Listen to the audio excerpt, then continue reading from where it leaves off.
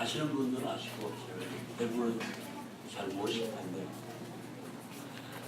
수십 년 전에 잠깐 그 대구 동북교에 와서 그 예배 그러니까 금요일날 기도 집회 참석한 일이 있었습니다. 그때 이제 참석했었고 지금 처음 왔는데 그때는 도청 앞에 그때 대구 2층에 때 이제 전부 다 그 기도 집회를 했었기 때문에 의자 없이 삥 둘러 앉아가지고 집회했었는데 그래 처음 광주 동북교회를 참석했지만 굉장히 마음에 감동을 받았던 것 같습니다. 이원재 형제님하고는 저하고는 고향이 같고요. 또 나이도 같습니다. 논산교회 개척해가지고 12년 지나고 나서 동티모를 가게 되었는데 어제 우리 자매님 그 논산에 교회가 있었는지도 몰랐다 그러시더라고요. 아무튼 논산교회 가가지고 7년쯤 됐을 때 주님이 부르시기 시작했고요. 동티모르로. 저는 가지 않으려고 많이 노력했었는데 주님께서 계속 강권했기 때문에 한 5년쯤 주님과 이제 신령이 됐죠. 저는 안 간다고 주님 가라고 하고. 그러다가 제가 62세 됐을 때 7월 2일 날 동티모르에 정식으로 이제 파송이 되어서 갔습니다. 동티모르는 1972년에 포르투갈부터 해방을 받았습니다. 포르투갈이 티모르 섬을 점령을 해가지고 300년 됐을 때 네덜란드가 요구하기 때문에 동티모르 그 섬을 반을 쪼개가지고 네덜란드로 주었고요. 동티모르 쪽은 400년, 서티모르는 300년, 티모르 섬이 포르투갈에 있다가 100년, 그러니까 1972년 해방되기 100년 전에 네덜란드로 넘어왔고 그러다가 1972년도에 네덜란드와 포르투갈이 다 떠나면서 동티모르로 이제 해방이 되었습니다. 해방되고 나서 일주일 있다가 인도네시아 그때 수상이었던 그 대통령이었던 수하르토가 4,000명의 병사를 보내가지고 동티모르를 점령해 버렸습니다. 그때가 인도 차이나 반정. 그래서 이제 중국이 인도네시아 이쪽 그 동남아 쪽을 거진 공산화하는 도미노 현상이 일어날 때였기 때문에 동티모르가 인도네시아에 넘어왔을 때 하더라도 호주나 미국에서 그걸 그냥 인도네시아에 넘겨주고 말았었습니다. 왜냐하면 미국이나 호주 쪽이 그때 이제 그 월남전 때문에 굉장히 막바지에 이르는 그런 시기였는데 그래서 뭐 군비가 많이 다 소비되었고 더 이상 그 전쟁을 유지해 갈 수 있는 그런 힘이 이제 많이 소멸된 그런 상태였었는데 동티모르를 그러니까 티모르를 공산화시키는 것보다는 이슬람에게 넘겨준 게 낫겠다 싶어가지고 넘겨줬죠.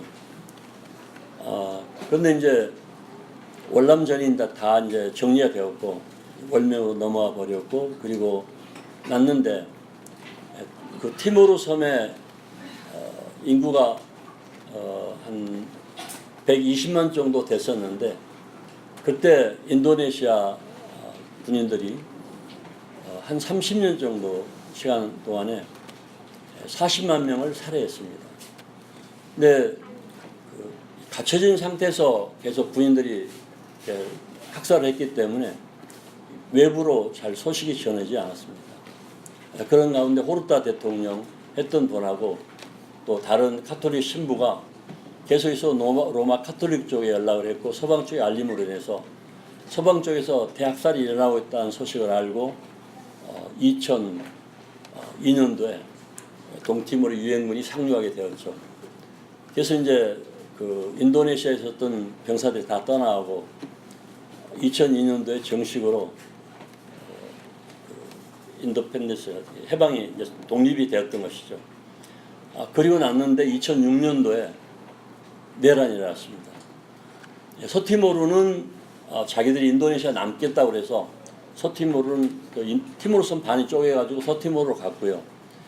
동티모르 섬이 이제 반쪽이 남았는데 그 반쪽의 안에서도 동쪽과 서쪽이 있습니다. 그래서 이제 동쪽하고 서쪽하고 내란이 일어났어요. 그것은 동쪽 사람들은 동티모르가 12개 주로 되어 있는데 3개 주는 동쪽, 그리고 나머지 이제 9개 주가 서쪽인데 동쪽 사람들이 좀 더 그 성격이 과격하고 머리가 좋습니다. 그래서 정권을 동쪽 사람들이 많이 지게 되니까 서쪽 사람들이 그 반란을 일으킨 거예요. 그래서 내란이 2006년도에 일어났습니다.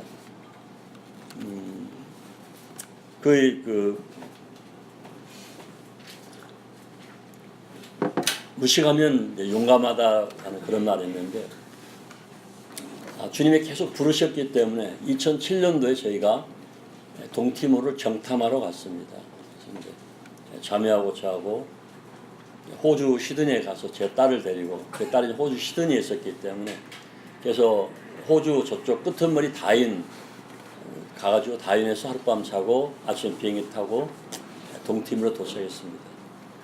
2006년도에 내란이 일어났고 2007년도에 제가 도착을 했는데 조그만 컨테이너 박스가 있었는데 그 24피트입니까? 그 조그만한 거. 그리고 오인에 들어 그에 공항이 있었고 컨테이너 박스 2개 나눠져 가지고요. 거기서 이제 출입국 관리 사무소 일을 맡고 있었습니다. 그리고 공항에 내리니까 그 헬리콥터가 군용 헬리콥터가 한 서너 대 있었고, 그리고 이제 군용 비행기 한 두 대 좀 있었고, 그리고 비가 내렸는데 아무튼 그렇게 해가지고 이제 시내를 들어갔습니다. 브라질 그 의무, 그러니까 동티모르 그 의무부에 있던 사람이 브라질에서 교육받고 오는 사람이 있었는데 그 사람 차가 공항에 나와 있더라고요. 그래서 그 차를 타고 이제 동티모르 시내로 딜리 시내로 들어갔습니다. 예, 시내 들어가서 보니까 거기 모든 집들이 다 불이 태워져 버렸습니다. 그것은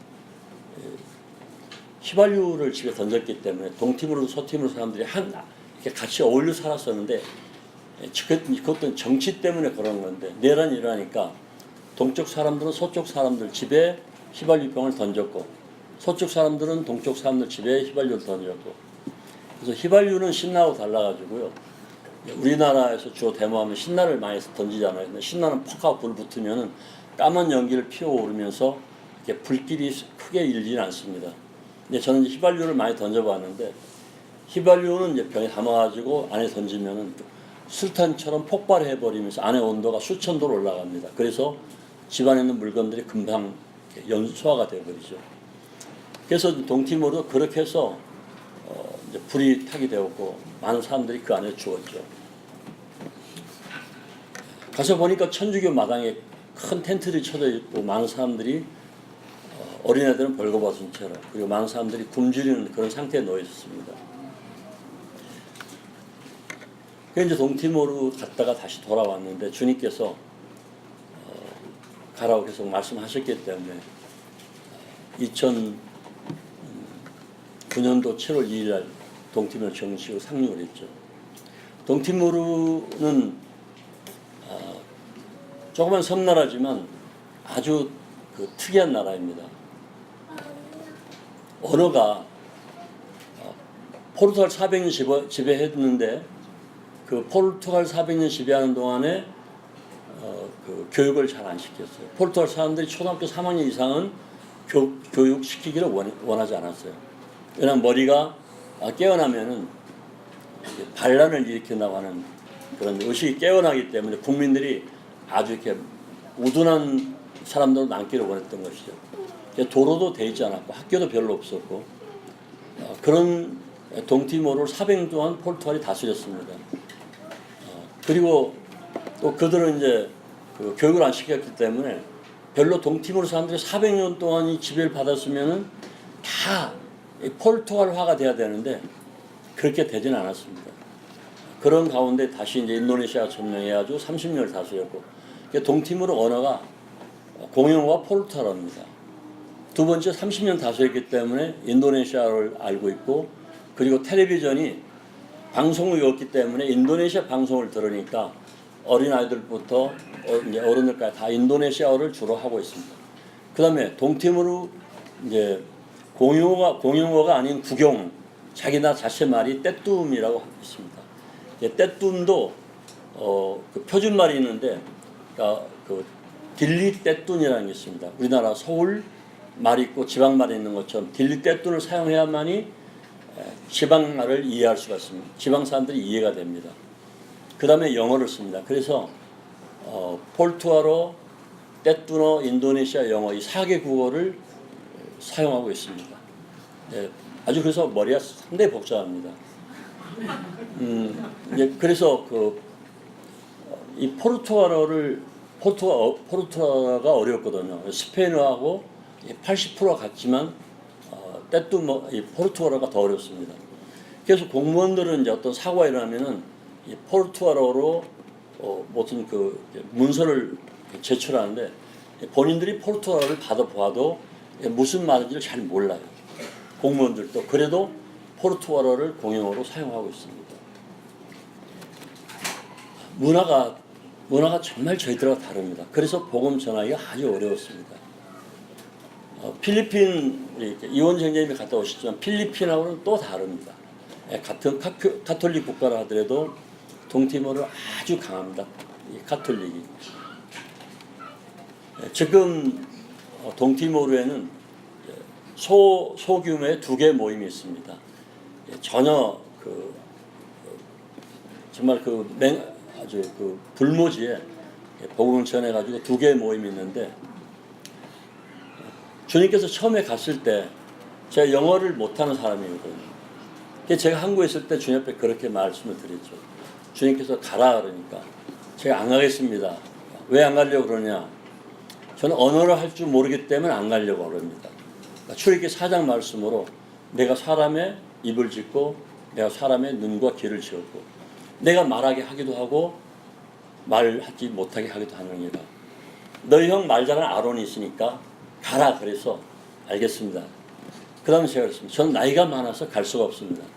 여호수아를 통해서 갈렙은 나이가 85세인데 모세 때 나에게 약속하신 그 헤브론을 제게 주십시오 해가지고 그 갈렙이 나와서 헤브론을 점령했는데 12지파 중에서 맨 처음에 자기 지경을 확장한 것이 바로 유다지파 갈렙이었습니다.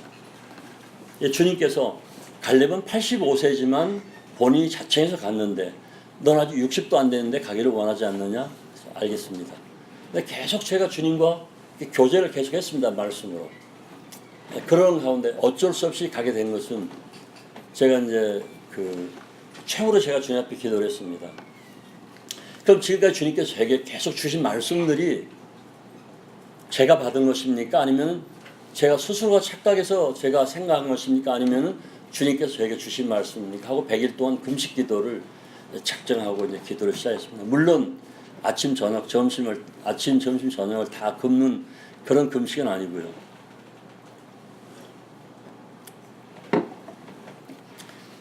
논산교에서 12년 동안 사역하면서 제가 사례비를 딱 3번밖에 석 달밖에 안 받았습니다. 그것은 교회가 너무나 어려웠기 때문에 한 달 헌금이 16만 5천 나올 때 있었거든요. 한 달 헌금이. 그래서 제가 교회에서 사례비를 받을 수가 없었습니다. 그래서 일을 하면서 막노동을 해서 그래서 거기서 받은 이제 월급 받아가지고 생활했었는데 그 12년 동안에 쌀을 한 번 딱 10kg 한 번 사 먹은 것 외에는 그 12년 동안에 계속 주님이 여러 모양으로 공급해 주셨습니다. 그런데 주 앞에 금식 기도를 이제 저녁만 금식 기도를 하고 금식 기도를 시작했는데 6일째 되는 날 새벽에 주님이 신명기 1장 말씀을 제게 하셨습니다. 새벽에. 예, 이제 잠깐 보도록 하겠습니다. 신명기 1장인데요. 말씀이 이렇게 왔다 갔다 하는 것 같지만 이해하시길 바랍니다.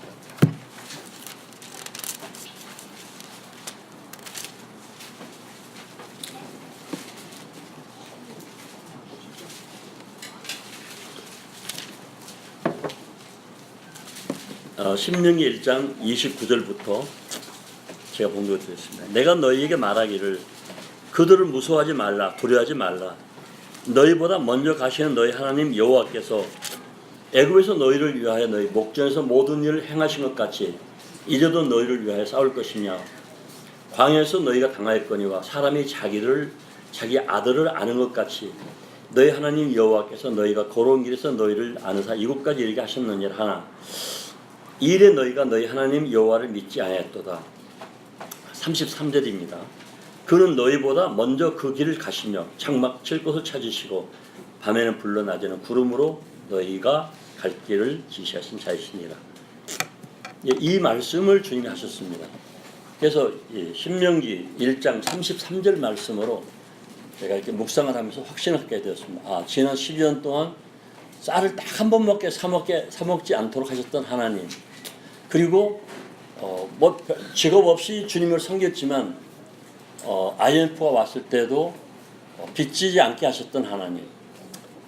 그러면서 내가 가기 전에 먼저 그분이 내가 머물 곳과 쉴 곳을 예비하실 것을 약속하시는 하나님 때문에 제가 동티모를 갈 수 있었던 것입니다. 가서 이제 언어 공부를 하는데요. 참 어려웠습니다.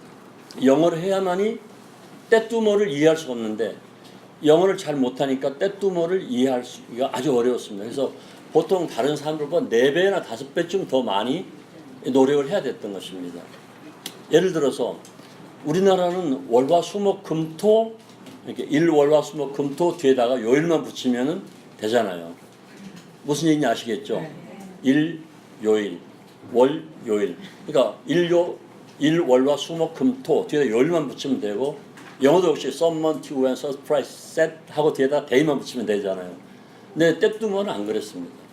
떼뚜머는 먼저가 인사부터가 본디야 11시까지는 본디야 11시 이후로는 4시까지 보따르디 그리고 저녁 해질 때는 보노이띠 그리고 디아깔라에 그 이제 아침 점심 저녁 인사하고 디아깔라에가 이제 이제 너 좋으냐 파이네 그런 뜻이죠. 근데 그게 굉장히 어렵습니다. 처음에는 그냥 들으면 쉬울 것 같아도 본디아가 아침인가 보노이띠가 아침인가 보따르데가 아침인가 이게 막 자꾸 되바뀌니까 그거 외우는데 힘들었는데 나중에 이제 이 월화수목금토일을 외우는데 일요일이 도민구입니다. 그러니까 뒤가 붙이는 거 그냥 도민구요. 도민구, 시군다, 때르사, 꾸아르타, 낀따, 세사, 사바두. 자 그걸 외우는데 낀따 갚인가 꾸아르타 갚인가 세사 갚인가 사바두 갚인가 그리고 세메나 그 이제 요일이거든요. 이걸 외우는데 좀처럼 안 외워지는 거예요. 그래서 제가 주님 앞에 기도했죠. 외우도 안 외워져도 주님 그래서 안 갔나 그랬잖아요. 주님이 가라고 그래놓고 이렇게 안 외워지는 언제 언어를 배워가지고 복음을 전합니까? 그리고 가만히 이렇게 가만히 그렇게 기도하고 있었는데 5분 만에 정리가 딱 머리 되더라고요. 정말 5분 만에 정리가 딱 됐습니다. 그래서 언어는 방언이구나. 그래서 영어를 프리페어 준비하다는데 프리페어는 잊어버리는 거예요. 근데 프레파라는 그 나라 말로 프레파라는 외워지는 거예요. 그러니까 영어는 이제 두 가지를 가지고 입력을 시키는데 영어는 사라지고 이제 떼뚜루만 남더라고요. 그래서 1년 만에 사전을 만들어냈습니다. 굉장히 두꺼운 사전을 만들어냈어요. 그 사전을 가지고 이제 1년 됐을 때 그 사전을 만들어냈는데 그 사전을 뭐 다른 데 쓰려고 한 게 아니고 제가 언어를 잊어버리니까 단어를 영어를 떼뚱으로 바꿔가지고 한글로 바꿔서 편집하다 보니까 그게 된 거예요. 그래서 계속 컴퓨터에 앉아가지고 하여튼 졸릴 때 외에는 계속 쳤습니다, 이걸.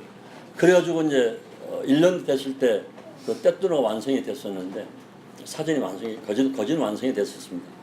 근데 한 집에 최창원 교수라는 분이 그 티모르 국립대에서 영어, 리더십 그리고 또 통계학 뭐 이런 그 6가지 과목을 가르치는 분이 있어요. 경희대 이제 석사 나온 분인데 그분이 이제 제가 새 살고 있는 집에 이사를 왔어요.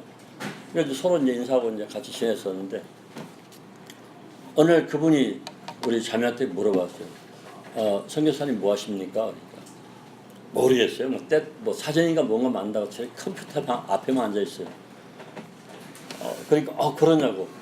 우리 지금 티모르 국립대 저까지 4사람이 한국어를 가르치고 있는데 사전을 만들려고 했었는데 도저히 진전이 안 돼가지고 뭐 인도네시아를 떼뚱으로 바꾸는 사전, 또 뭐 영어를 떼뚱으로 바꾸는 이런 일을 했었는데 안 돼가지고 지금 하다 멈췄는데, 혹시 좀 저하고 그 사전을 좀 제가 볼 수 있겠습니까? 그래서 이제 자매가 이제 저한테 나왔어요.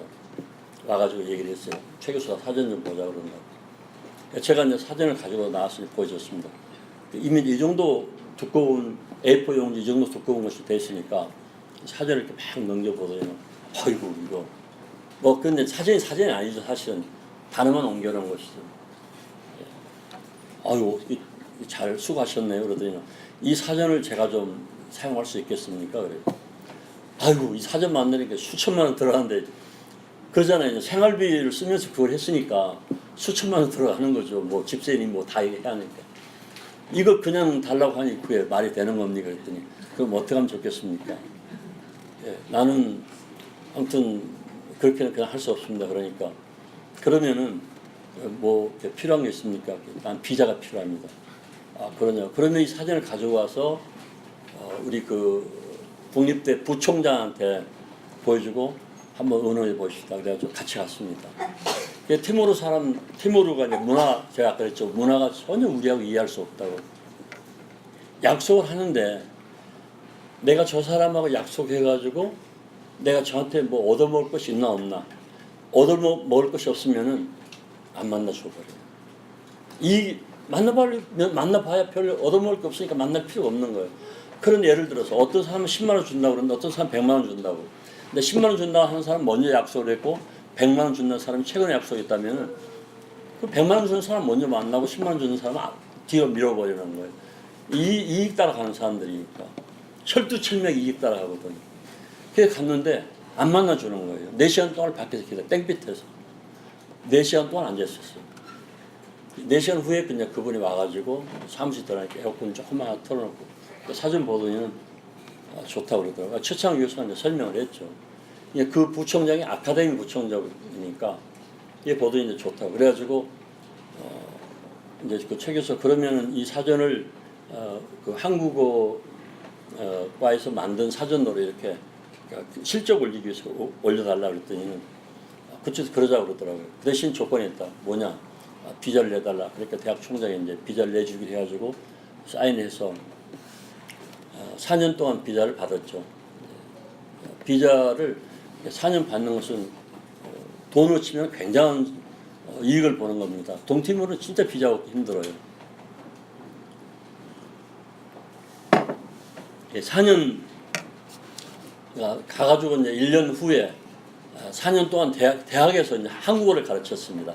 제가 뭐 가르치던 능력 못 되는데 아무튼 떼뚜누하고 한국어하고 이거 바꿔서 계속 뭐 이렇게 그 떼뚜누하고 한국어를 그것만 그냥 가르쳐 숫자하고 뭐 기억 니은 디귿 리을 하고 이제 뭐 와라 가라 하는 기본적인만 가르쳤죠. 3년 동안 강단에 섰는데 정식으로 개공 교서서 그 타임 테이블하고 남바까지 나와서 정식으로 사용했습니다. 근데 4년 됐을 때 박사학위를 가져오라고 그러더라고요. 제가 박사학위를 가져갈 수 없잖아요. 박사가 아니니까. 그래서 제가 그만두겠다고 그만뒀죠. 근데 청년들한테 복을 많이 전했습니다. 청년들이 구원을 많이 받는데 침례 받으라고 하면 다 도망가 버려요. 왜 그러는가 이해를 못했습니다. 그러는 가운데 주일학교를 시작했어요. 주일학교가 굉장히 활성화됐습니다. 그래서 첫 번째 주일학교가 시작돼서 한 5, 60명 모였고 자매가 이제 여보 그럼 우리 저쪽에다 다른 데 또 얘기합시다. 그때 한국 선교사가 지어놓은 아가페 선교센터라고 있어요. 그 자리가 그 공간이 비었기 때문에 그 아가페 선교센터에다가 주일학교를 또 시작했습니다. 그래서 목요일 날 모이는 것으로. 그래서 저희들이 이제 가면은 간식 가져가잖아요. 후진국들은 애들은 이제 먹거리가 없으니까 간식 가져가면 엄청 좋아하죠. 그게 뭐 빵이니 소세지니 뭐 과자니 사가지고 가니까 우리 차가 나타나면은 저기 마을 입구에서부터 저 끝머리 그 아가페 선교센터까지 애들 줄 서는 거예요. 왔다 와 먹을 것 같다 한국 사람 왔다. 그럼 뭐 애들이 막 엄청 몰려드는 거예요. 그래서 주일학교가 아주 활성화됐어요. 두 군데 다. 그런데 13년도에 주일학교 하나가 문을 닫았어요. 아주 활성화됐었는데 앞에 사람, 앞집 바로 앞집 사람이 루카스라고 하는 사람인데 주일 학생들이 그 사람은 부왕이라고 얘기해요. 이제 부왕, 저 루카스는 부왕이다. 부왕이라는 게 뭐냐? 동티모르는 보편적으로 모두 다 그렇게 알고 있고 또 이렇게 알고 있는데 그 부왕이라는 사람이 손에다가 그 부왕이라는 사람하고 부왕이 좀 이렇게 미워하는 사람하고 악수를 하면은 그 악수한 사람은 3일 만에 죽습니다. 이해가 안 되죠. 저도 이해가 안 되죠. 그리고 이제 그 부왕이 여기다 약을 올려가지고 탁 튀기면 약이 날라서 이마에 맞으면 3일 만에 죽어요. 그러니까 그런 일이 참 우리가 이해할 수 없잖아요. 그래서 제가 거의 대학교를 나온 세무서에 다니는 아고스트 형제한테 물어봤어요. 아니, 아고스트 그랬더니 왜 이야기를 했어? 아고스트 왜 너희 나라는 부왕이라는 게 있냐? 그랬더니 있다는 거예요. 그럼 정말로 그 악수라거나 그 맞으면 죽는 거야? 그렇다는 거예요. 정말 이해가 잘 안 됐습니다. 그 다음에 이제 인도네시아 베니 형제가 3번을 왔는데, 베니 아시죠? 그 한국에서 그 노동자로 왔다가 구원받고 그 돈을 가지고 와서 자카르타에 가서 교회를 세운 분이 베니인데, 그 형제가 이제 자카르타에서 동팀으로 딜리까지 3번 왔었어요. 그래서 제가 베니한테 물어봤어요. 베니 형제, 동팀으로는 부왕이라는 게 있는데 너희 나라 이런 것도 있느냐 그랬더니 있다는 거예요. 그래요? 그런 게 있어? 그랬더니 이제 베니 형제 얘기가 그 약을 인도네시아 생산해가지고 동티모르 애들이 아마 밀수해서 쓰는 걸 사다 쓸 거라. 근데 실제로 죽는다는 거야, 약 쓰면은. 그래 이제 그 약을 쓰는 사람을 갖다 부왕이라고 그래요. 그러니까 주일학교 학생들이 그 루카스라는 사람이 부왕이다라고 해요. 그런데 이제 나이가 한 56세 됐는데 얼굴이 동티모르 사람 다 얼굴이 까맣기 때문에 더우니까 햇빛을 최대한 차단시켜 놓으니까 어둡죠, 집안이. 낮에도 봐도 좀 어두운데, 그 어두운데 시커먼 사람이 앉아가지고 막 노려보면은 애들이 심장이 벌렁벌렁 그러죠. 그러니까 그 집을 지나야만이 우리 집으로 들어오는데, 그 중학생들 올 때는 한꺼번에 몰려고 루카스가 없을 때는 막 제잘제잘 하면서 오는데, 루카스 일단 딱 앉아가지고 딱 꺼내면 굉장히 무서워하거든요. 근데 그 루카스가 우리한테 요구하는 거, 그러니까 뭐 인사를 고분고분하게 해라. 우리 보고 인사를 하라는, 고분고분하게. 나는 나이가 저보다 훨씬 많은데도 인사를 고분고분해라. 그리고 때로는 자기들이 필요한 거, 뭐 돈 같은 거, 음식 같은 걸 제공해라. 이제 그런 요구 안 들어주면은 길에다가 이만큼한 나무를 길에다 이렇게 길이 있으면 이 길에다 나무를 이렇게 거쳐놔 버리는 거예요. 그럼 이 길 위로 차가 지나갈 수 없잖아요. 근데 나무는 큰 거 아니에요. 그냥 뭐 그도 별로 큰 힘을 힘쓰는 건 싫어하니까 그냥 조그만 이만한 나무지만 그 나무를 지나가면은 문제가 생기는 거예요. 굉장히 큰 문제가 생겨요. 그러니까 그 나무를 그가 치워야만이 지나갈 수가 있어요. 그러니까 일부러 이제 고쳐버리는 거죠. 그리고 그 나무를 고쳐놓으면 경찰도 치워주질 않아요. 아무도 그 나무를 치울 수가 없어요. 본인만 치워야 돼요. 그것이 이제 그 나라 문화예요. 그래서 이제 다시 가서 이제 사정하고 부탁하면 나무를 치워주는 거죠. 또 그 부인은 돌을 심어요. 도로가 좁은데 자기 화단에서도 계속 돌을 심는 거죠. 하루에 하나씩 심어요.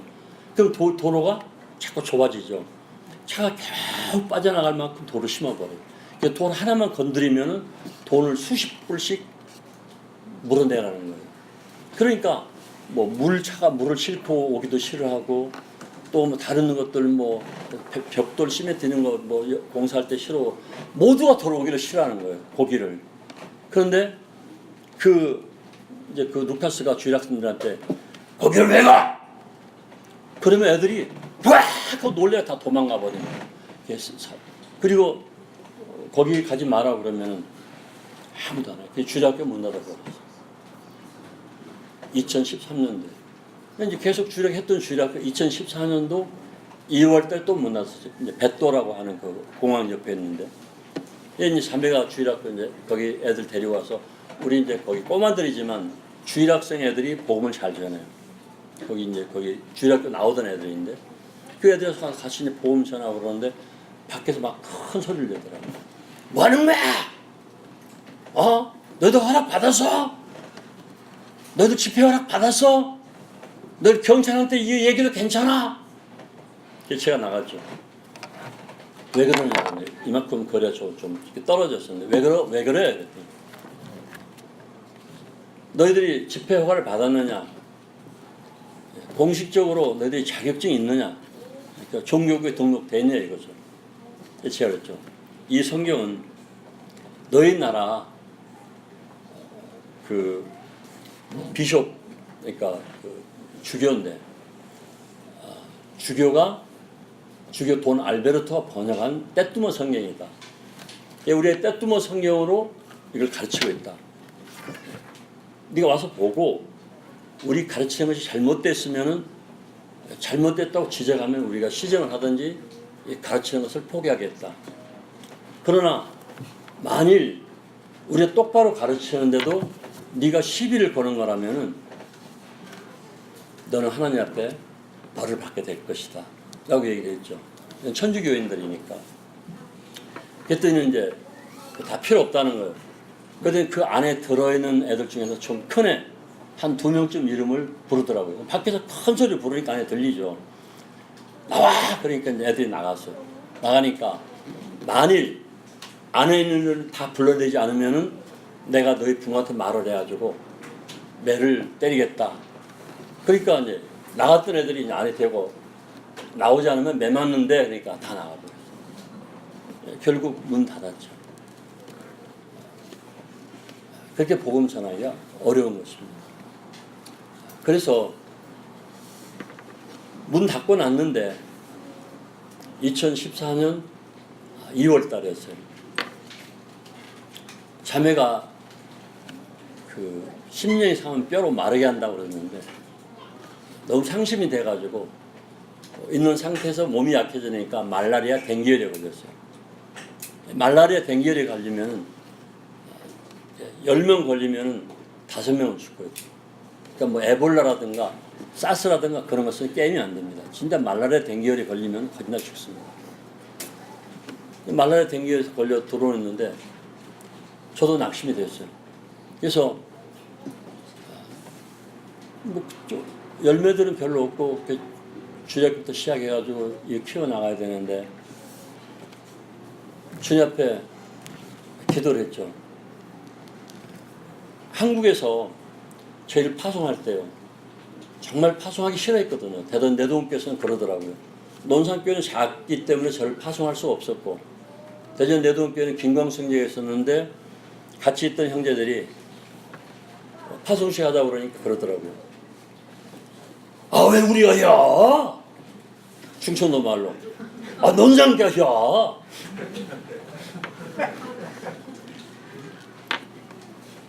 그래서 서울 북부교회나 아니면 안산 동북교회를 통해 가지고 가려고 했었는데 주님이 그렇게 이제 내동교회를 통해서 이제 주님 역사하셔가지고 억지로 파송식 하게 하셨는데 어떻든 뭐 파송식 잘해서 갔습니다.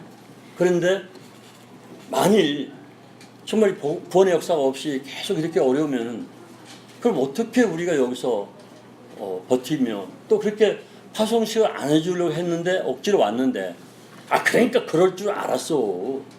왜 갔어? 그럴 줄 알았어요. 그럴 거 분명히 그런 소리가 들리는 것 같았어요. 그래서 심장이 굉장히 어려웠어요. 자매는 이제 말하려 댕기려고 막 얼굴이 까맣게 되면서 막 이제 비쳐 말라 죽어가는 거죠. 3월 11일 날 새벽 3시에 주님이 저를 부르시더라고요. 그래가지고 사도행전 1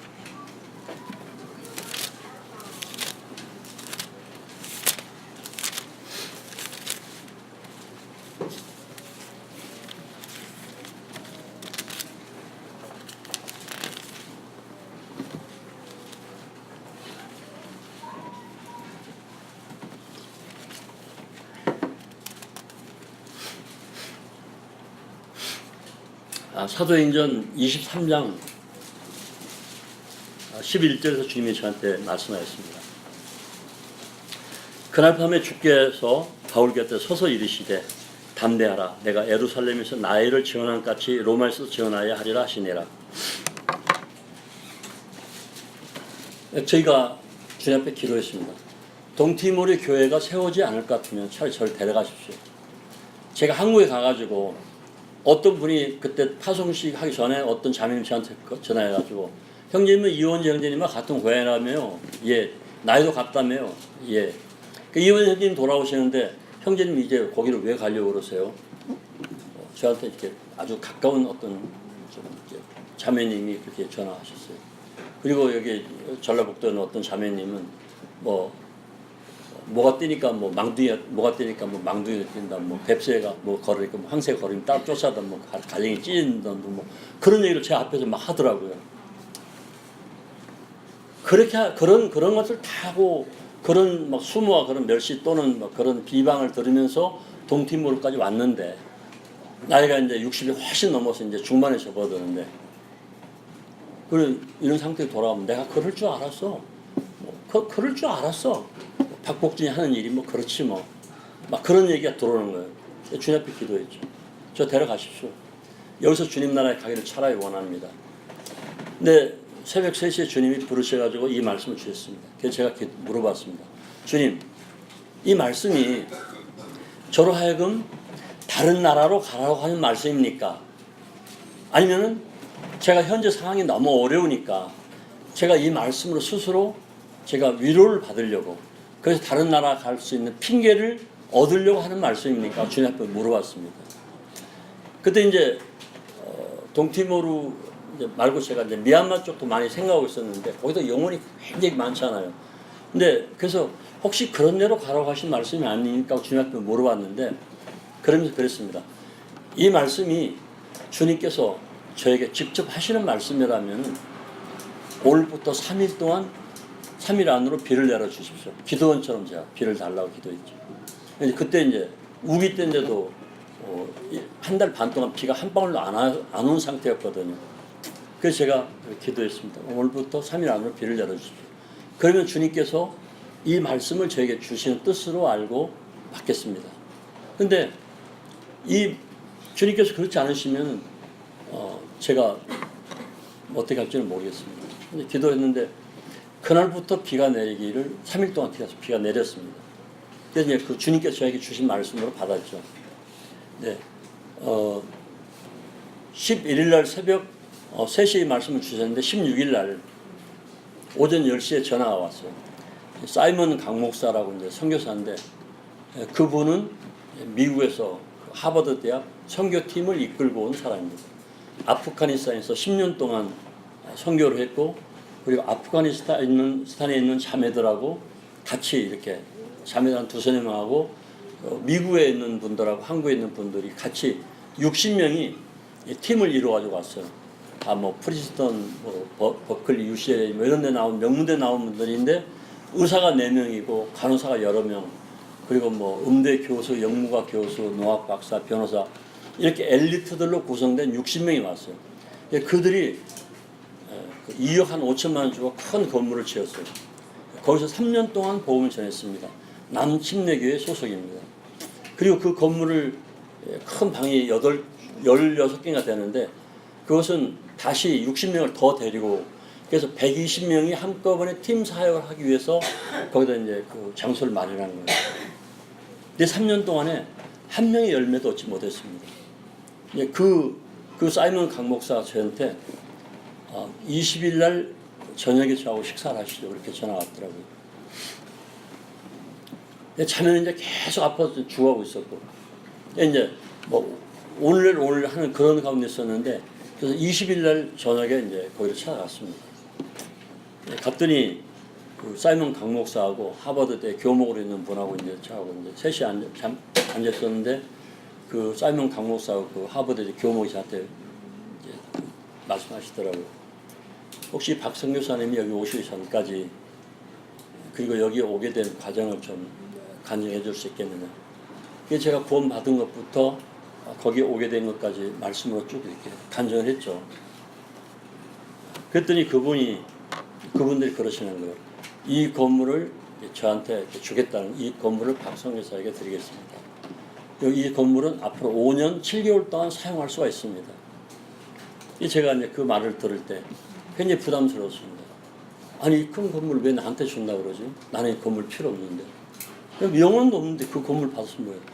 방이 16개나 18개나 되니까 어떤 방에는 한 방에 에어컨이 4개, 시외가는 에어컨이 4개나 달리고 어떤 방은 에어컨이 2개씩 달리는데 에어컨 한 대 쓰는 전기요금이 장난 아니거든요. 그 에어컨이 한 30대가 돌아가면요, 한 달에 전기요금이 수백 달러씩 나가는데 내가 무슨 재주로 그걸 감당합니까? 그걸 생각한 거예요. 저는 속으로는 나 이거 필요 없습니다. 왜 이 부담스러운 걸 나한테 주려고 그러냐고. 그래서 주님이 그러시는 거예요. 내가 너한테 말하지 않았느냐. 그럼 주님이 저한테 말한 예루살렘으로 해서 로마로 가라고 한 곳이 바로 여기입니까? 주님이 침묵하셨어요. 그래서 그걸 이제 인수했죠. 인수하고 4월 1일 날 인수했는데 4월 6일 날 첫 열매를 얻었습니다. 그리고 거기에 이제 모임이 세워지게 된 것이죠. 계속 구원의 역사가 일어나더라고요. 그렇게 힘들었었는데 거기를 얻고 나서 거기서 구원의 역사가 일어나면서 이쪽에도 채워지게 되고, 그리고 그쪽은 이제 고등학교 대학생들이 이루어진, 그리고 고등학교 대학교 성인들로 이루어진 모임이 이루어지고, 이쪽에는 초중고로 이루어진 모임. 그래서 2개의 모임이 이루어졌습니다. 그러면서 주님이 하시는 일은 주님이 하시는 것이다 사는 생각을 하게 됐고, 우리 형제들은 새벽 5시에 2군데 다 새벽 5시에 합니다. 그리고 아침 7시까지 성경을 봅니다. 7시에 함께 모여서 찬양을 드리고 큐티를 잠깐 나누고 기도하고, 그리고 학교 가는 애들은 아침에 빵 한 덩어리씩 먹고 학교 가고, 남는 애들은 작업을 시작합니다. 있는 형제들이 다 중학생이지만 오토바이를 가르쳐가지고 거진 다 오토바이 탈 줄 알고요. 전기용접을 가르쳐서 전기용접도 할 줄 압니다. 물론 잘하지 못하지만 그냥 전기용접 정도는 하죠. 그래서 미쟁이 하는 거라든가 미장이라든가 웬만한 목사라든가 그런 것들을 내가 언제 나이가 죽을지 모르니까 너희들이 이런 것들을 배워둬서 나중에 더 좋은 학교에 가거나 전문 기술학교에서 배우면은 이것에서 먹고 살면서 복음을 전해라. 그렇게 했습니다. 그리고 이제 사실은 이제 금년에 계획 세우기는 올 11월 달에 미싱 홈패션 하는 자매님이라든가 전기용접을 잘하는 정말 그 자격증을 가진 그런 형제 자매들 초청해가지고 동티모르 있는 형제 자매들에게 그걸 가르쳐서 그들이 이제 외부에 복음을 전하러 개척을 위해서 갈 때 형제에게는 용접을, 자매에게는 미싱을 가르쳐서 헌 옷을 꼬매줘서 조금씩 수입이라도 있게 하고, 또 형제는 용접을 해서 수입을 가지면서 일할 수 있도록 자비량으로 일할 수 있는 그런 목회 훈련을 시키고 있었습니다. 그런 계획을 가지고 있었죠. 그런데 아무튼 제가 구상했던 것들은 참 좋았어요. 잘 되고 있고. 그리고 이제 중학교부터 어른들까지 수요일날 일요일날 돌아가면서 말씀을 전합니다. 잘 전해요. 금년 지난 1월 달에 한국에서 남녀 대학생들이 25명이 왔습니다. 그때 이제 한 10명이 이쪽 우리가 있는 데가 이제 배번욱이고, 저쪽 하버드 선교팀 준 데가 굴룬인데, 배번욱에서 하루, 굴룬에서 하루 이렇게 2번 같이 예배를 드렸습니다. 그 중에 배번욱에 왔을 때 여기 이제 고등학교 2학년 마테우스 고2짜리입니다. 마테우스 형제 말씀을 전했어요. 일요일날 제가 통역을 하고, 한신대 4학년 학생이 거기 참석했었는데, 한국에서 그 한신대 4학년 학생이 고등학교 동티모르 고등학교 2학년 형제 전해준 말씀을 듣더니는 그러더라고요. 저한테 제 옆에 앉았었는데, 선교사님, 제가 이번에 제 자신을 새롭게 살펴보는 계기가 되었습니다. 그러니까 그 말씀이 그 마음에 감동을 준 거예요. 신학대학 4학년짜리에게 고2짜리 말씀을 전했는데. 그래서 나도 말씀드렸지만 제가 나이가 있기 때문에 언제 제가 주님이 부르실지 모르니까 항상 그 아이들이 스스로가 말씀을 전하고 스스로 복음을 전하고 교회를 이끌어 나갈 수 있도록 훈련을 시키고 있습니다. 제가 없는 지금도 아침에 일어나가지고 불 떼서 밥하고 그리고 이제 그 애찬 아니 그 떡 굽고 불 떼서 떡을 굽습니다. 이제 그 제가 뭐 가스라든가 전기를 주지 않았기 때문에 그리고 이제 나물 같은 거 또 고기 같은 거 이렇게 해가지고 애찬 준비하고 떡과 포도주 준비하고 또 일부 형제들 나와서 꽃을 꺾어가지고 꽃꽂이 하고 그래서 똑같이 우리하고 똑같이 이렇게 여기는 꽃이 없는데 동티브로 매주마다 예배 드릴 때 꽃을 놓습니다. 놓으라고 그래가지고 그래서 이제 그 아름답게 하고 그래서 정말 아름답게 잘 자라고 있습니다. 학교 갈 때도 항상 멋지게 하고 가라. 그래서 이제 머리 물포마도 바르고 그리고 옷도 깨끗하게 입고 신발도 그 튀기고 난 식용유 발라가지고 광 내고 갈 때 한꺼번에 쫙 나가면 정말 멋있거든요. 다른 애들보다 좀 더 잘 먹고 영적으로 구원을 받은 애들이기 때문에 얼굴에 평안함이 있고 그러니까 키도 후유하게 크고 다른 애들은 이렇게 비교 안 될 정도로 잘 나가죠. 그리고 처음에는 그렇지 않았던 애들이 돌아가지고 전부 다 상위권에 있습니다. 그래서 구원 받고 나서 성경을 계속 보니까 성경이 어렵잖아요. 또 본인들이 메시지 하잖아요. 그러면 우리가 생각할 때 뭐 중학생들 메시지 뭐 그렇지 이렇게 생각할지 모르지만 본인들은요 경쟁합니다 속으로. 그래서 이거 이제 어떤 형제 고등학교 형제가 말씀 전하고 그러면 다른 형제가 중학교 있는 형제가 올라갈 때 내가 말씀 잘 못 전하면 좀 형제들이 이렇게 비방할까 싶으니까 정말 많이 준비 많이 하죠. 그 예배 드릴 때도 정말 좋은 말씀으로 그 예물을 가지고 나옵니다. 하나님 앞에 드릴 예물을. 그래서 모든 구원받은 형제들은 다 같이 예배를 참석합니다. 한 사람도 빠지지 않습니다. 그런데 전부 다 말씀을 펴놓고 예배를 드리는데 그 말씀이 그 선택된 본인들이 선택해가지고 온 말씀이 상당히 수준 높은 말씀들입니다. 물론 구약 성경은 없으니까 구약 성경은 없고 신약에서 말씀을 고르는데 제가 오늘 그런 생각을 했습니다. 이 애들이 일요일 예배를 드리기 위해서 일부러 그 다른 사람 듣기 좋으라고 거기 그런 그 예배에 합당한 말씀만을 고르는 것일까라고 생각을 했습니다. 그런데 그게 쉽진 않잖아요. 예배에 합당한 말씀, 가르침의 말씀, 복음의 말씀 여러 가지가 있는데 그 예배에 합당한 하나님께 영광을 돌릴 수 있는 말씀, 하나님이 하신 그리스도를 통해서 하신 그런 역사에 대한 말씀, 이런 말씀들을 준비한다는 게 쉽지는 않죠. 그런데 이제 형제들이 다 준비하는 거예요. 그래서 제가 그랬습니다. 다음 주일부터는 모든 형제들은 말씀에 대해서 5분 동안 스피치를 해라. 5분 동안 설명을 하고 나서 감사 기도를 드려라. 그렇게 이제 광고를 했습니다. 근데 그게 굉장히 좋은 효과를 나타냈습니다. 왜냐면은 뭐 예를 들어서 우리가 예배 드릴 때 이사야서 53장 1절 말씀부터 5절 말씀까지 보겠습니다. 그러면은 뭐 초신자들이라든가 부도자들이라든가 또 어떤 분들은 또 뭐 모친들 이런 분들은 그 말씀을 찾기도 전에 먼저 선택한 분이 말씀을 찾아서 그냥 읽고 그 말씀을 찾지도 못하는데 감사기도 들어있습니다. 이렇게 할 때가 많이 있어요. 큰 교회들은 다 그래요. 제가 알아요. 그런데 그 말씀을 찾아서 5분 동안 그 말씀에 대한 핵심을 말하고 그리고 나서 감사기도를 드리니까 전부 다 말씀을 찾죠. 그런데 이제 티모리 애들이 성경을 계속 보니까 딱 이사야서 53장 1절부터 6절까지 그러면은 다 30초 안으로 찾아버려요. 굉장히 빨리 찾습니다. 왜냐하면 못 찾으면 옆에 했다 오나? 그러면 했다 오나? 찾았습니까? 그러면 찾았습니다. 그러면은 이제 누가 혜인 쉬라고 그래요. 잠깐 멈춰. 여기 아직 덜 찾았다고. 그러면 눈총이 다 그려가죠. 그것도 못 찾아. 바보같이. 그게 이제 훈련이 돼 있어가지고 딱 말 따라하면 바로 찾아버리거든요. 그러면 이제 말씀 읽고 나서 설명합니다. 그러니까 다 그 말씀을 읽게 되고 다 설명을 듣게 되고 거기에 대해서 감사 기도를 하니까 아 이게 그런 뜻이었구나.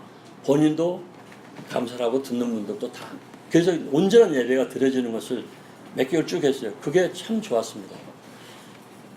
그런 식으로 지금 해 나가고 있습니다. 이제 그리고 이제 그런 모든 계획들이 준비되어 가고 있고, 저 개인적으로는 사실은 이제 학교가 있으면은 학교 애들을 주일학교를 시작해가지고 주일학교 학생들 중에서 구원받은 아이들을 기숙사 생활을 하게 해가지고 한 10명씩, 그러니까 중학교 1, 2, 3학년, 고등학교 1, 2, 3학년 10명씩을 이렇게 한 건물 안에 이렇게 방마다 이렇게 해서 6명씩 중 1, 2, 3, 고 1, 2, 3 한 방. 그래서 6명씩 방 10칸을 가지면은 중 1, 2, 3부터 고 1, 2, 3까지 10명씩이 6명씩이 들어있는 10칸이 되잖아요. 그 아이들 계속 말씀을 큐티하게 하고 가르쳐 그러면은 학교 성적은 최고 상위권 올라가고, 그리고 그 아이들이 계속 말씀 보고 돌아가기 때문에 그 아이들이 고등학교를 졸업할 때는 다 일꾼이 될 수 있다. 그 은사에 따라서 그런 계획을 세우고 가려고 했었죠. 근데 동티모르는 아이들을 주지 않습니다. 남자아이들은, 그러니까 지금 고아들을 주로 많이 데리고 있는데, 남자아이들은 주로 이해를 시키고 여자아이들은 길러서 팔아먹기 때문에 잘 주질 않습니다. 예를 들어서 중고등 여학생이 성폭행 당해가면, 우리나라는 성폭행 당하면은 이제 그 상담 교사가 치료해주고 경찰이 다 해주잖아요. 근데 거기는 여자가 성폭행 당해가지고 중고등학생 성폭행 당해서 임신을 잘해요. 거기는 바로 임신되더라고요. 그러면 부모가 집안에다 가둬버립니다. 그러니까 집안에 갇혔던 애가 막 성폭행 당한 거, 임신한 거 막 부모가 가둬버린 거, 이런 스트레스 받아가지고 막 몸부림치다가 기회가 있으면 집을 뛰쳐나가버리는 거예요. 돌아다니다가 이제 만삭이 돼서 출산하게 될 때, 낮에 애를 낳게 되면은 누군가 그 관심 있고 첫 번째 그 발견 사람이 관심 있으면 그 애를 데려다 길러요, 집에서. 왜냐면은 남자애는 부려먹을 수가 있고 여자애는 종으로 나중에 이제 여자를 팔아먹을 수 있으니까. 그런데 밤에 애를 낳게 되면은 개나 돼지가 다니다 먹어버리거든. 거기는 방목하니까. 쓰레기장에 가면은 개, 돼지, 염소, 닭, 고양이, 이 5가지 동물은 꼭 있는데 고양이는 잘 없고, 개, 돼지, 그리고 닭하고 뭐 이거 6가지 동물은 꼭 거기에 있습니다. 그리고 이제 그러니까 그래서 그렇게 이제 애를 처음 발견한 사람 데려오는데, 애를 키워서 부려먹거나 팔아먹기 때문에 절대 애를 절대 주려고 하질 않습니다. 그런데 다른 나라들은 참 그 기회가 많거든요. 뭐 이런 다른 나라도 제가 라오스도 가봤고 뭐 태국이라든가 다 가봤는데, 그런 나라들은 얼마나 그런 일을 할 수가 있어요. 네팔도 제가 갔었는데 설날 지역 가니까 한 2,000명이 그런 아이들이 있더라고요. 서울대학로교에서 이제 지원해 줄 것 같은 뜻을 보여서 제가 갔었는데, 아무튼 이제 그게 무산되긴 했지만 그 2,000명의 아이들, 그 주일학생들 2,000명이 넘습니다. 방치된 아이들이에요. 그 애들 볼 때 제 마음이 얼마나 뜨거운지 몰라요. 야, 이 아이들을 가르쳐서 이 힌두어라는 이들에게 나중에 네팔뿐만 아니라 인도까지도 점령할 수 있는 일꾼들을 보낼 수 있겠다. 그래서 주님 허락하시면 막 그런 애들을 길러보고 싶은 마음이 굴뚝 같았었는데, 너무 제가 아파가지고, 그리고 이제 그쪽 교회에서 또 제 사정을 알고 있기 때문에 이제 어떤 그런 뭐 처음에 의견을 제시했었는데 없던 걸로 하자 그래가지고 무산되고 말았는데, 아무튼 동티모르에서 그런 걸 계획하고 꿈을 꾸고 주님이 주시는 애들만 그렇게 하겠습니다 해서 지금 기르고 있는 거예요. 그래서 이제 올해 이제 고등학교를 졸업한 형제들을 이제 어제 카톡이 왔더라고요. 그 형제들에 대한 자기 소견서를 써서 그 최상훈 교수와 이호 형제님한테 보냈어요, 어제. 그래서 그 보낸 내용이 나왔는데, 그거는 이호 형제님이 호주에 보내면 호주에서 독지가가 뭐 로리 코엘 형제님이라든가 뭐 앤드루 코엘 이런 독지가가 그 형제들을 데려다 가르치면은 그 형제들을 통해서 이제 동티모르 교회 경과를 세우고, 아까 말했던 마테우스 형제 같은 경우는 이제 구약 성경을 번역하는 그런 일을 지금 계속 영어 공부를 하라고 하고 있습니다. 굉장히 성경을 많이 알거든요. 어떻든 구약이 없기 때문에 죄를 져도 죄를 알지 못하고 또 사기치거나 도둑질하거나 뭐 칼로 쑤시거나 그래도 가서 천주교 신부한테 고해성사하면 끝나버리니까 이런 부분들을 정립하기 위해서 신구약 성경이 꼭 필요하다는 생각을 가지고 지금 단계적으로 기도하고 있습니다. 저는 이제 금년 3월 24일 날 집단 폭행을 당했습니다. 6명의 한 명은 40살이고 나머지 이제 5명은 20대 무술하는 애들인데 40살 먹은 형제가 저를 이제 폭행하려고 걔들 데려왔어요. 그래서 제가 이 중학생하고 고등학생들하고 같이 살고 있는 곳이 이렇게 농사 지으면서 먹고 살 수 있도록 다 정리를 해놨거든요. 그래서 이제 그걸 뺏으면은 나만 쫓아내버리면 그걸 뺏을 수가 있으니까 이제 그렇게 해서 이제 왔었는데 제가 너무 많이 맞았어요. 그래서 이제 경찰서에 가서 하니까 뭐 입술력이 막 맞아가지고 수염 난 것처럼 까맣게 되어버렸어요. 엉덩이 뼈를 꼬리뼈를 다쳐가지고 앉지를 못하기 때문에 발을 이렇게 개고 9시간 동안 병이 발을 개고 왔거든요. 석 달 동안 거의 움직이지 못했습니다. 그렇다 하더라도 그것이 주님 뜻이었습니다. 감사한 것은 만일 그 형제들이 이렇게 부드럽게 이렇게 잘못된 것들을 전했다면 저도 넘어가고 또 넘어왔을 거예요. 근데 저를 폭행했기 때문에 어둠과 빛이 갈라져 버리게 된 것이죠. 참 감사해요. 그러므로 해서 그들이 잘못된 걸 가지고 있다고 하는 것을 우리 형제들이 알게 되었죠. 그래서 처음에 와가지고 어떤 형님 전화에 그러더라고요. 아, 형님은 사탄의 머리를 깨뜨렸고 사탄은 형님의 발을 상하게 했네요. 맞다고.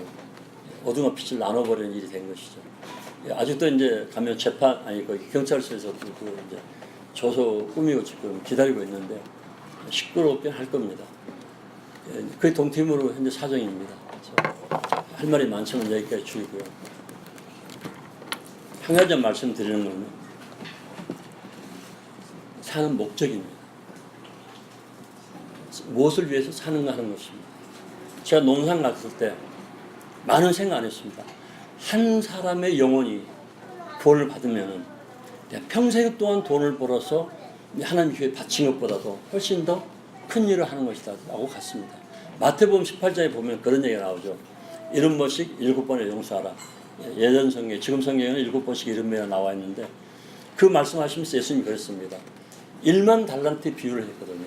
어떤 왕에게 빚진 자가 1만 달란트 빚진 종이 있었는데 그 1만 달란트가 왕궁에서 주는 돈이기 때문에 황금 달란트거든요.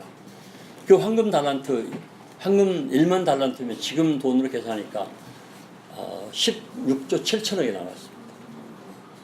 여러분들 계산 좀 다르게 나올 수 있습니다. 어떻든 지금 계산하니까 16조 7천억 좀 나왔습니다. 근데 지금 16조 7천억 물론 우리는 상상도 할 수 없는 돈이고 만약 5만 원권으로 16조 7천억을 센다면 죽을 때까지 못 셀 수도 있습니다. 그렇게 많은 돈이지만 지금은 뭐 이번 삼성에서 한 분기 수익이 이익이 670조가 얼마 이익 나왔다 그렇게 저번에 나왔더라고요. 그러니까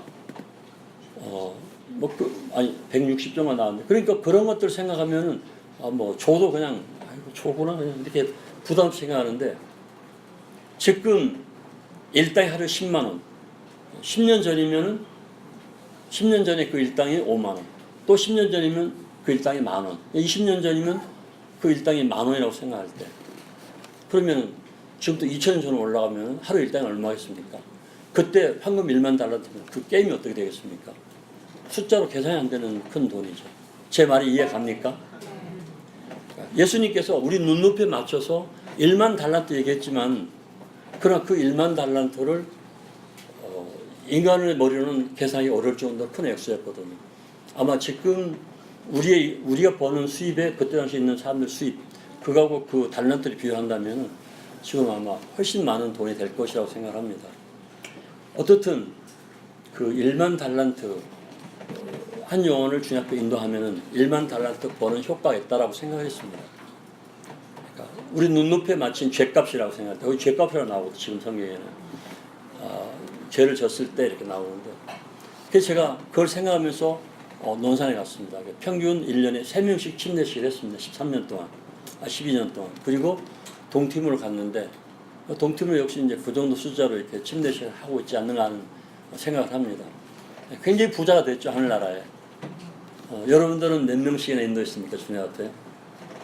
어떻든 사는 목적이 분명하지 않으면 이 세상 떠날 때 한 번 이 세상 살았던 목적이 없이 가버린 것과 똑같거든요. 저희 가족이 한 40명 주님 앞에 들어왔습니다. 그 중에 이제 엊그제 갔던 상령이 형제가 이제 일꾼으로서 한 사람 이렇게 부름을 받았는데 그런 제자 훈련을 시키는 일, 그것이 굉장히 중요하죠. 제가 두 가지가 있습니다. 하나는 한 영혼을 얻는 것에 목적을 두는 것이고, 두 번째로는 제자를 삼는 데 목적이 있습니다. 침례 요한의 원래 오늘 말씀을 전하려고 했는데 시간이 없어서 말씀을 드리겠습니다만, 저는 침례 요한을 쭉 묵상하면서요, 그가 우리가 알고 있는 그냥 제가 알고 있었던 것과 다른 얼마나 훌륭한 제자를 남겼던가를 보게 됩니다. 그가 아볼로, 사도 요한, 안드레, 이들 다 침례 요한입니다.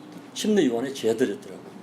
성경에 나와 있더라고요. 침례 요한은 누가복음 11장에서 그 제자들이 예수님에게 주님, 침례 요한이 가르쳐 준 것처럼 우리에게 기도를 가르쳐 주십시오. 침례 요한은 선지자 중에서는 기도를 가르치신 분이었더라고요. 그 성경을 얼마나 그가 정확하게 가르쳤으면 사도행전 18장에서 아볼로가 그가 성경을 깊이 알아서 자세히 가르침으로 누구도 그에게 예수 그리스도가 메시아라는 것을 대적할 사람이 없었더라. 그렇게 나와 있더라고요. 그런 침례 요한의 침례만 알 뿐이었더라. 이렇게 나와요. 그런 걸 생각하면서 여러분들에게 사는 목적이 교회를 세우는 것이고, 침례 요한의 한 말이 생각납니다. 요한복음 3장에서 그는 흥하여야 되고 나는 쇠하여야 되리라. 그래서 이 교회가 부흥할 수 있다면 기꺼이 썩은 하나님의 미랄이 되어야 된다는 게 제 지론이고, 저는 그렇게 살려고 노력하고 있고요. 두 번째로는 제자 삼는 것, 세 번째로는 정말 영혼을 얻는 것, 이걸 염두에 두고 살아가고 있습니다. 나이와 상관없이, 나이가 무슨 상관이 있겠습니까? 물론 이제 제 나이가 70이기 때문에 보는 분들은 답답할지 모르겠지만 저 답답해요. 행동이 옛날은 다르니까요.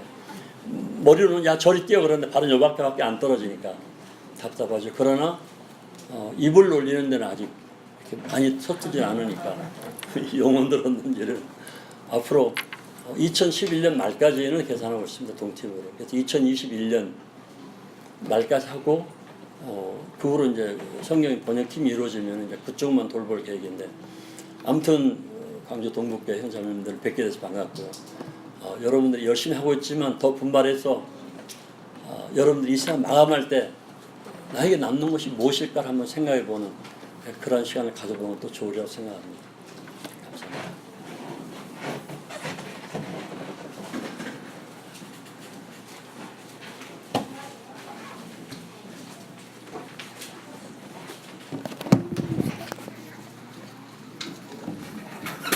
말씀 주신